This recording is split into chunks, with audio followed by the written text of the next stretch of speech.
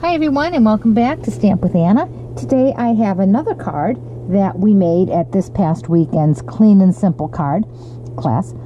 Hi everyone, and welcome back to Stamp with Anna. Today I have another card that we made at this past weekend's Clean and Simple card class. As I mentioned the other day in my video, I'm not really a clean and simple type card maker. I like to have my backgrounds filled with either stamped images, embossed images, designer series paper. I just look at a card that has big empty space and I feel like, oh, something should be there. However, when I'm looking at Pinterest or watching YouTubes or seeing someone else's artwork and I see Clean and Simple, I just think, wow, that is absolutely beautiful. But when I sit down to make it, that's where I have my little problem. So I really decided to go outside of my comfort zone for this class and try to come up with something. And this is today's card, and it's very, very simple.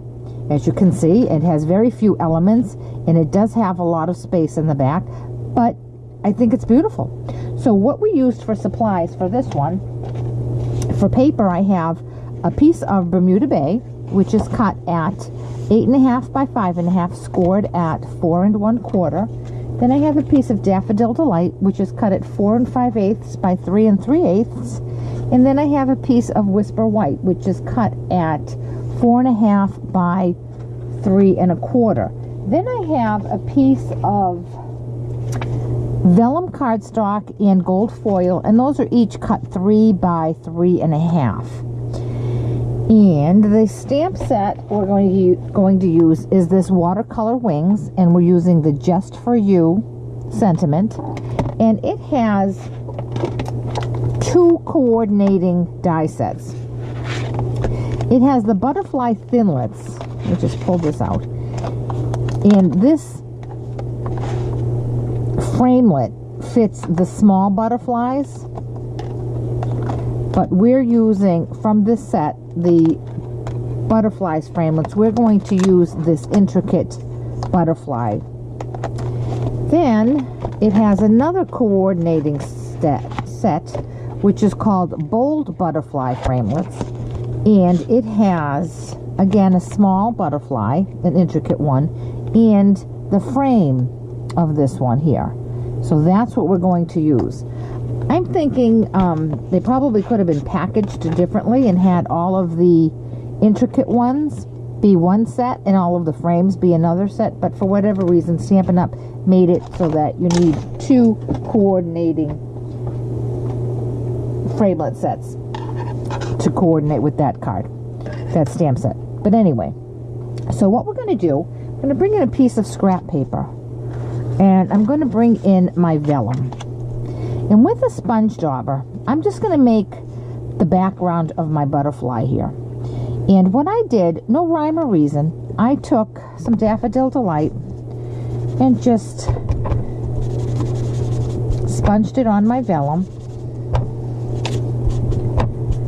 however dark you want, however saturated you want. You could certainly add other colors, but because I had a class of 10, I just wanted something that was going to move quickly. And then after I sponged it all on, I just dabbed it. Then I came in with some pumpkin pie, which is nice and bold. And again, for this one, I just dabbed it.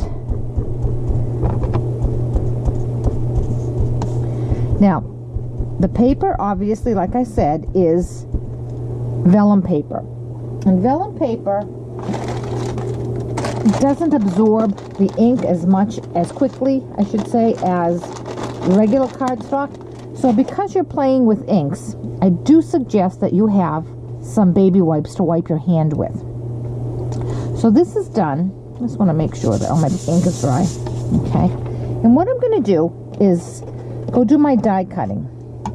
With this frame, I'm going to cut out the outline of my butterfly, and this intricate one, I'm going to cut out my gold butterfly. I'm going to do that at the Big Shot, and I'll be right back. Okay, I'm back with my 2 die cut pieces.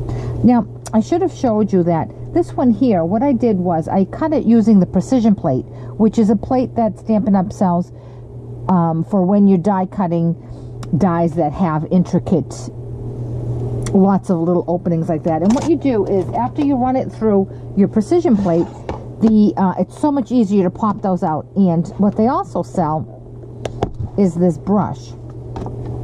You can either put your die with your paper still in it, so this would be like this, and you just run the die over it, and all the little pieces that are in here would pop out.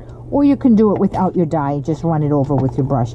And mine came out really quickly, so I didn't really have to do that, and that's why I probably should have showed it to you on camera, but I neglected to do that, and I apologize. So anyway, now I'm going to take my bottom vellum piece, and believe it or not, I'm going to use Pacific Point, and I'm going to ink up the edges of my butterfly, just randomly, just so it has a nice blue to it. Now I tried to use Bermuda Bay, which is the background color, and it didn't show up as nicely. And I think because this blue is going to be playing with the orange, the pumpkin pie, and the Daffodil Delight, that it shows up more like a green, because you know how yellow and blue makes green. So there we have our pieces. So now we're going to put the card together. I just find my pieces here, and we're going to stamp our sentiment up in the corner here that says "Just for You," and I'm going to do that in Bermuda Bay. Got to take that one out. And because it is a photopolymer stamp set, I am using my Pierce mat here. I'm going to put that right up there. Whoops. Just for you. Now I'm going to come in with my butterfly. Now this is vellum, and a lot of adhesives show through vellum. You could do a couple different things.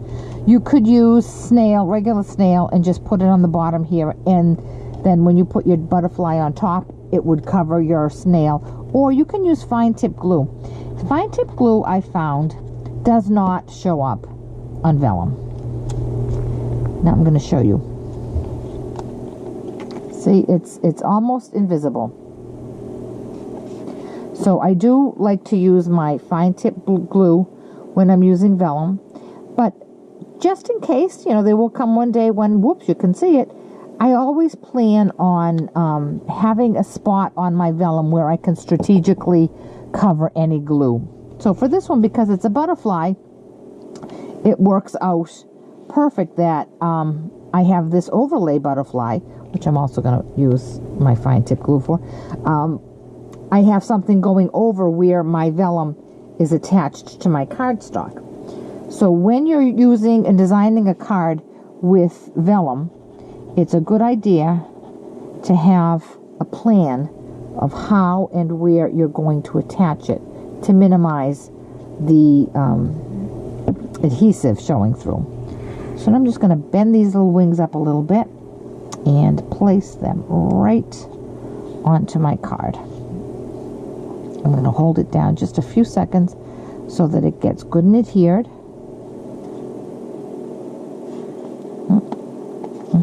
Straighten that up a little bit before I do that. Okay. And now I'm going to jazz up my butterfly a little bit with a couple pearls that I have on my desk somewhere. There they are. And with my pierce tool, I'm just going to pop them off and put 3 on my butterfly. 1, 2, oops,